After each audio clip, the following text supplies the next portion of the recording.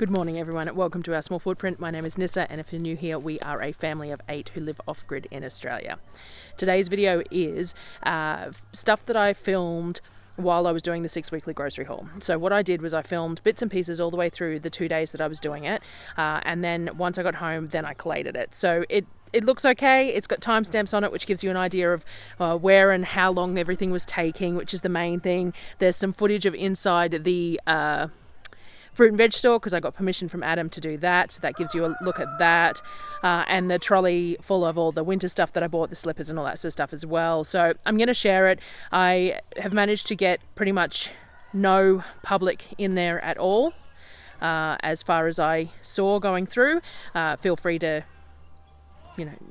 tap me out if you reckon there's something that I shouldn't be sharing in there, and I will edit it out.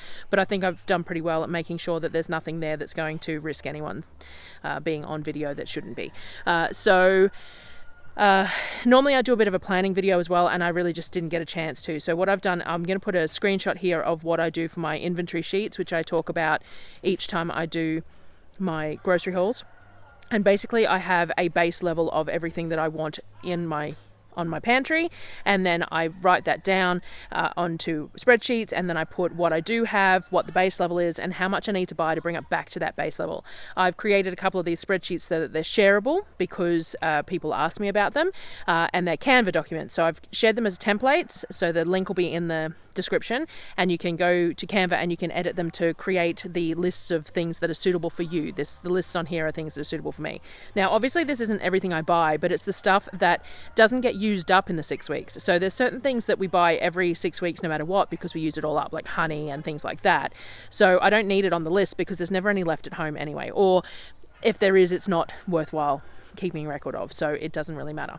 So I've shared the links for those spreadsheets, and otherwise the rest of the video is all just sort of bits and pieces put together to show you the 2 days of the groceries. I put timestamps on everything so you've got a general idea of the timeline of it, and I've done it in order, and I've got a few little notes that I'm going to do, a couple of voiceover little chunks for some of the stuff that I've put photos in, which I'm going to do now as well, and hopefully it all flows enough to make sense, but we'll see. And I hope you enjoy it. Let me know in the comments how it worked for you, and I will see you on the next video. Thanks guys.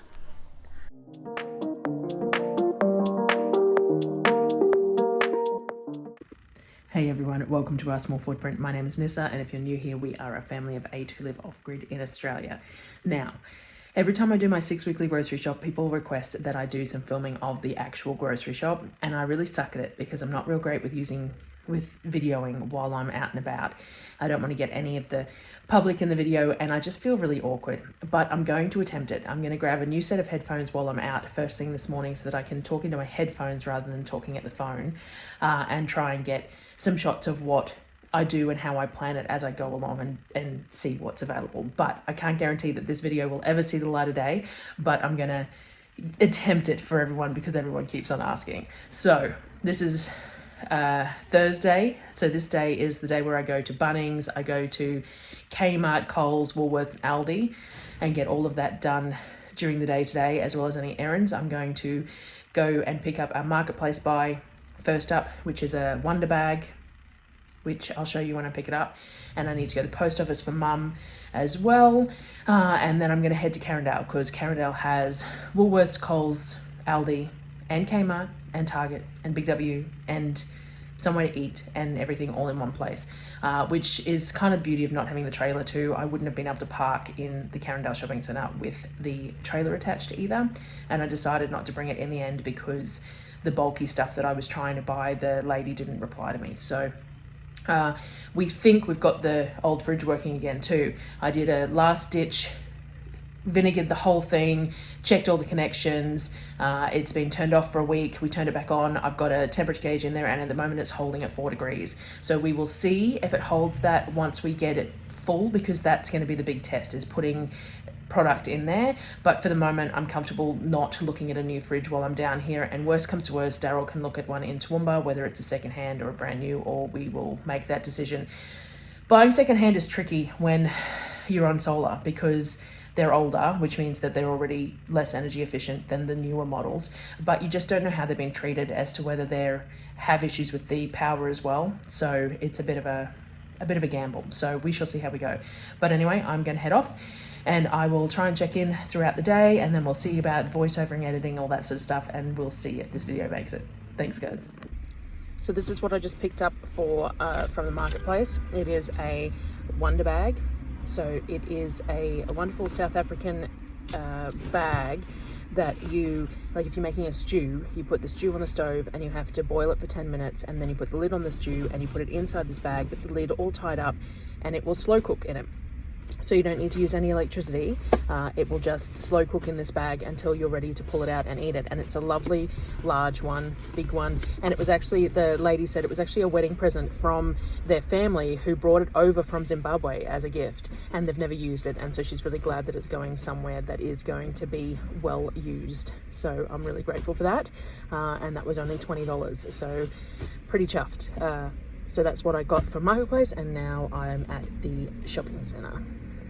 Okay, so part of the reason I don't film any of this is just because it's so awkward. But each time I do my 6-week shop, I also go to Kmart and Bunnings and do what I need to do. So today was a sort of a seasonal shop, so it's a whole lot bigger than normal because it's the coming into winter shop. So I had to get a bunch of different things required. So I am an Afterpay person. It's an interest-free system that you buy in bulk and then you pay off over 4 fortnights, which works for us because we shop so intermittently. So I do one big shop and then I pay it off. So change of weather brings costs. So we go through a lot of socks anyway. These were 40% off at Big W, and we find bonds last the longest. We bought 3 packs of them, but when you think about it, that's only 1 day worth of socks for 8 of us. So we go through a lot of socks. So we bought socks, then we bought blankets for everyone. These are Sherpa backed blankets because we needed new blankets for all the kids' beds, so they got those. So they're the double-sided ones with the fluffy white on the inside. Last year I bought the kids the the standard white doonas with the white cotton covers, polyester insides. You put them inside a quilt cover. They ended up with holes in them. The kids would never keep the quilt covers on them, and the polyester outer ended up with holes in it all the time. So this is what we're going to try going forward. There's some new jumpers for those who need it. One for Darryl, one for Sonnet, and one for Surreal. They were the ones who were in need of jumpers.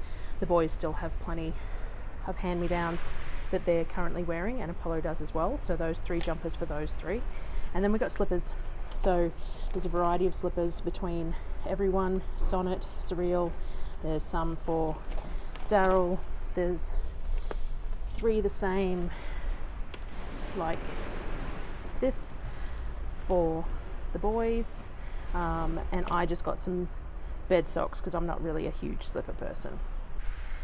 There's a bunch of assorted underwear in here for different children, which we don't need to see. There's some coloured paper because Surreal requested some paper for origami, so I bought that. I also bought her a metal ruler to use to cut that down to size for making origami with. I always go through the schooling stuff. There's this learning about money kit that was there. We need some new dice for our maths games, and there was some play money as well that we'll use to supplement the money in here if needed, because so many kids, sometimes we need extras for these sorts of games. There was, let me get this, it's falling over. These were Apollo slippers, so he got brown ones. Some headphones. These are the really cheap ones. We buy these pretty much every few months because they get broken in our house. It's better to buy the cheaper ones. And I bought some staging stuff for photos of food, so a bread basket and a couple of round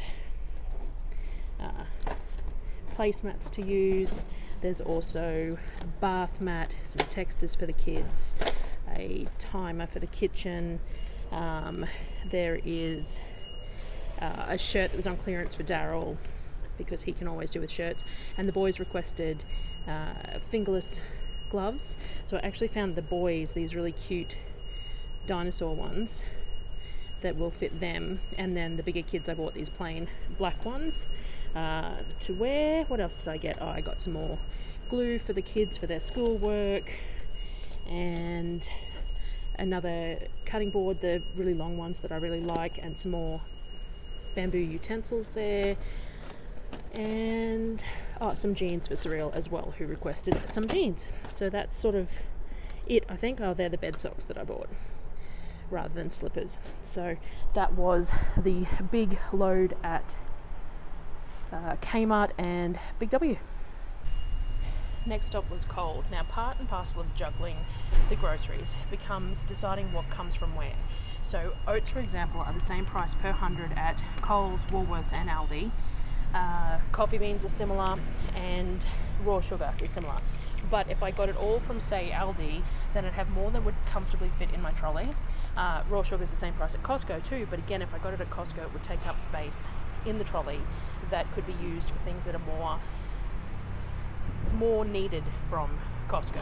So when I do my groceries between shops, what I do is I split the relevant items up to suit the size of the trolley for where I'm stopping. So this is the size of the Coles trolley, any half price specials that were needed from there, and a few of the bulky items. So the only thing I couldn't get was my preferred frozen vegetables. Everything else was okay, and that was $208 there. While I'm shopping, I check my inventory list to check any quantities that I need. I have some notes in my notes app on my phone as well, but a lot is just really in my head because I'm pretty consistently doing the same thing every 6 weeks. I'm pretty good about keeping it all in my head as well. Woolworths was super simple. I really should have just put this on top of the Coles stuff and saved myself an extra trip to the car, but oh well. Corn chips there are the cheapest, $1.32 per 100, and the shampoo and conditioner was half price this week. So I went to Woolworths to grab those. I'm going to put them in the car. And then I'm actually going to go to a different shopping centre for Aldi because the Bunnings and the Aldi are beside each other. So I'm going to go through Bunnings, then Aldi, so that I've got the freezer stuff in the car for the shortest amount of time. So next up, and this is where everything gets jammed in. So we have this tin on the back here that all the dry goods get put in. So this is where we're shoving everything at the moment. All right, so as I said, loaded that tin in the back with the stuff. Got the Kmart and the Big W stuff in the back at the moment. Probably have to reorganize that before I put everything else in. And as I said, I don't know if this video is even going to end up being put together, but I'm checking in just to make sure. So I'm at Carindale. I'm going to Cannon Hill, which is about 10 minutes down the road. Going to hit Bunnings first. We need some screws and a roll of wire to finish the chicken pens. And I might pick up some spinach seedlings because I don't have any spinach seedlings.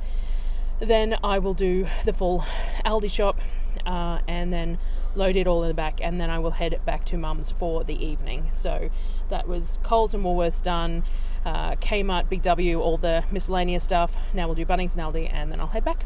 Alrighty. And Bunnings done. I'm sure as most people can relate who are gardeners, when you go somewhere with the seedlings and you've got crap seedlings going at home, you buy some seedlings. There's a few winter herbs and veggies there, some more Avery mesh for the chicken pens, a whole bunch of different size screws to top up all our stocks, some corner braces, some batteries, a doormat, a winter weather thing for the bottom of the door, some fire starter until I get ours made, and some buckets that we use for our toilet system. So it is like 20 past 4. If I do put this video out, I'm going to have to timestamp it, I think, to make it work. It's so chaotic. Anyway, I went to Bunnings, I filmed that, then I went to the post office for Mum. It was actually her Christmas gift that we bought her, one of those Wi-Fi photo frames, and it hasn't worked since we got it, and she hadn't got around to putting it in the post office to get returned, so I've done that. Now, I also had to go to the cheapie shop that was there, because last year I bought the kids these fleecy pyjama pants for $6 each, and so they really loved them. And I looked up the cost of fabric to make my own, and it ended up being, it would be far more expensive. So I went back and bought the kids all a pair of those for winter pajamas. And now I'm at Aldi and about to do that. So I left the house at like 8 o'clock this morning. I've just realised too that one of the kids has taken the trolley token for Aldi off my keys. So I'm going to have to go in there and buy a trolley token before I can even get a trolley. Anyway, so I'm heading to do that. So I actually got Darryl and I a pair of these as well. So 8 pairs of these for $6.99, I think it was. Just polar fleece, elastic waist pajama pants, which are great. They still have the ones from last year as well. So now they'll have 2 pairs, and that will be good. So let me go in to Aldi. This is what they look like. There's a whole bunch of different patterns and colours and differentiations and stuff between. I got one with sunflowers on it. So This was inside the Aldi, so I couldn't get any Aldi. I couldn't get any plain rice crackers, and only got 8 of the seaweed rice crackers. There was no pesto on the shelves at all, and no frozen veg of the like mixed varieties. There was some single varieties, but no mixed varieties. I have no idea why there's so many empty spots on the shelves. I don't know whether it was just maybe the shop itself had short staffed, and so they didn't have shelf stockers or something, because there doesn't seem to be any reason for things to be that short, but they were, so it was a little bit frustrating. But that's why I went to a second Aldi as well. When I check out of Aldi, sometimes the checkout people love me and sometimes they hate me. So because I only buy like, I don't know, 20 items, but lots of those each items, I only put a single one on the belt, and I know exactly how many I've got of each of them. So I only put a single item on the belt, and then when I'm going through, I just say there's 24 of those, there's 12 of those, 4 of those, 6 of those, etc., etc., and any individual items, I just put the individuals up. Aldi done, but I'm going to have to go to another Aldi because they didn't have any plain rice crackers, no frozen vegetables, and no pesto at all. So this is the first lot of Aldi done. So it is 5:30 and I've just finished Aldi, but as I said, I'm going to have to go to another Aldi, unfortunately. So yes, to keep the timestamps going, that's where I'm up to now. And obviously poor lighting, so all these videos are going to have all different lighting, all different sound and everything else, but I'll see how they look. As I said, I'm not 100% sure I'm going to put this together, but I'll see how they look when they get to it. So 5:30, I'm going to head back to Mum's now. I don't think I'll do the other Aldi right now. I'll probably do it first thing in the morning before we go to the fruit and veg and the butcher, because I only need to duck in, grab things and duck out. The only problem is that the Aldi near Mum's doesn't open until, I want to say 8:30 in the morning, which is really inconvenient. It just means that we get a late-ish start. Sometimes that's a nice thing though, but as we come further into winter, starting later becomes an issue because I get home later and it's already really cold and getting dark, and it makes it really hard to get everything unpacked and sorted and filmed when you're doing it in the dark. So if I can get started earlier, then theoretically I get home earlier. So that's the plan. Anyway, finished Aldi, hot and sweaty, and ready to head back to Mum's. One thing about being in Brisbane is that the temperatures are nowhere near as cold. So the sun has set and it's still pleasant in a t-shirt. I've got jeans on, but still pleasant in a t-shirt, and not like it would be at home. So pros and cons to that sort of thing. So I loaded up the silver tray. I've got more than what fit in the silver tray, because the silver toolbox, because we were so short on so many things. And then with the winter shopping that I've done too, I'm gonna really be stretched for space.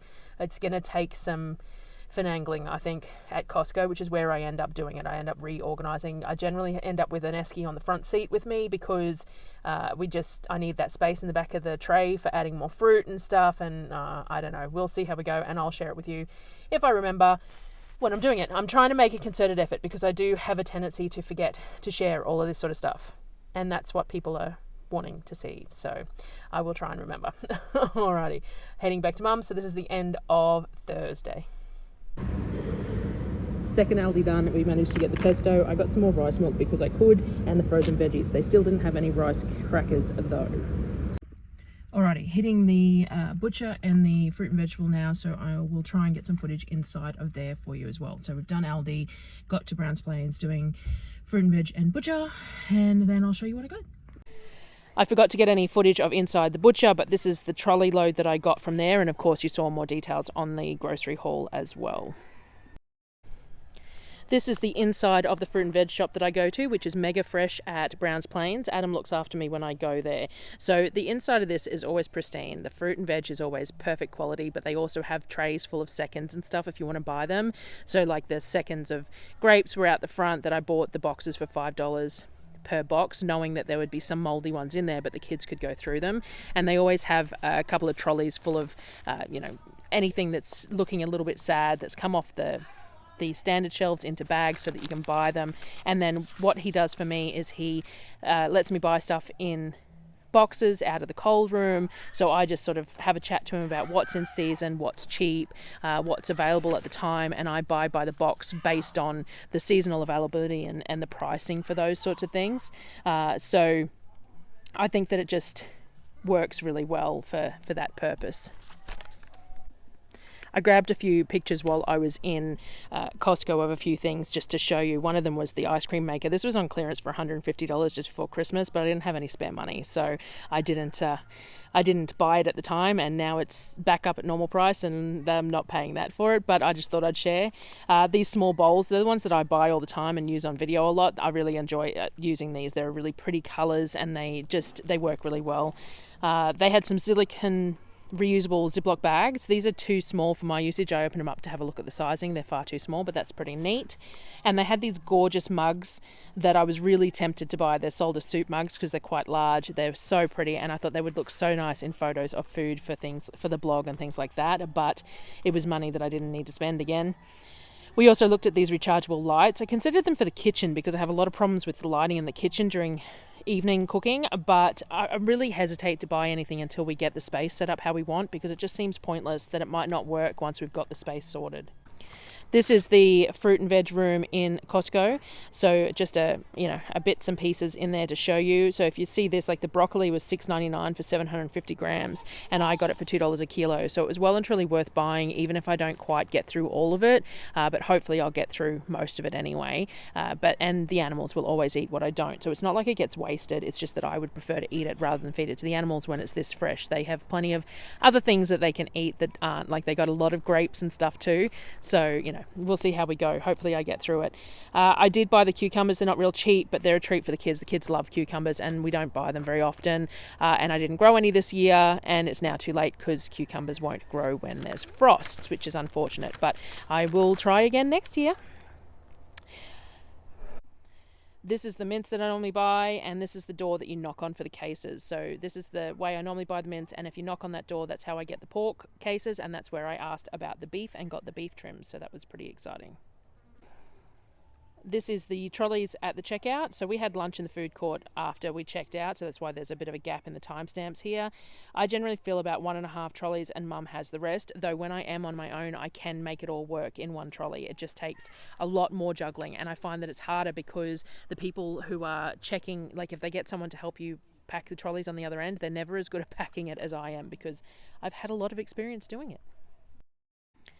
And then we made it to the car park. So this is the trolleys after they've been repacked at the checkouts, and then we have to move all the fruit and veg from Mum's car into the ute. So we leave it all in Mum's car with a shade cloth over it while we're in Costco rather than out in the sun, but it also gives me the opportunity to pack it when I know what I've got from Costco as well, so that we can get everything packed in appropriately and the best way possible. So I move the eskies around and get the fruit and veg in the middle so they don't go anywhere, and then we cover them with a net to give them a bit of shade and things. But for this particular trip it wasn't so much of an issue because it was dark by the time I was getting home anyway. Costco done. So the car is loaded to the eyeballs and everything is packed in, including all the back seat, and oh look, the door isn't even closed properly. There we go. All fits, sure. And then had to put an esky on the front seat, stuff the front door, and then I won't be able to see out the back, but that's not unusual. Just a quick check-in to keep the, put my thumb over the camera there, quick check-in to keep the timeline going. I stopped for fuel, last stop before home, about an hour to get home, and then that's it. So I'll see you when I get there. Time stamping in really bad light, just head home. So that was the 2 days of shopping. So hopefully that gives you an idea. Everyone asks how the logistics of it and how I manage it. That's how we do it. It's pretty standard. It's pretty much the same every time I go. Sometimes I have the trailer, which is really nice. It gives me a lot of extra space. But it also restricts parking. So like at the fruit and veg store, I cannot park in their car park with my trailer on. I have to park in the Bunnings car park, and if Mum's with me, that's fine, because she just goes there and brings me to the fruit and veg, and then we load her car up with the fruit and veg. But if she's not with me, then I've had to park down the road before and then push a trolley all the way down the road. It's really, it doesn't work very well. So I have to take that into account as well. But generally speaking, Mum doesn't work Fridays, and so she comes with me. Every now and again, she's not available though, so I have to deal with that as well. So I hope that helped you get an idea of how we managed to do it and the logistics of it, and just some entertainment along the way. And I will talk to you soon. Thanks, guys.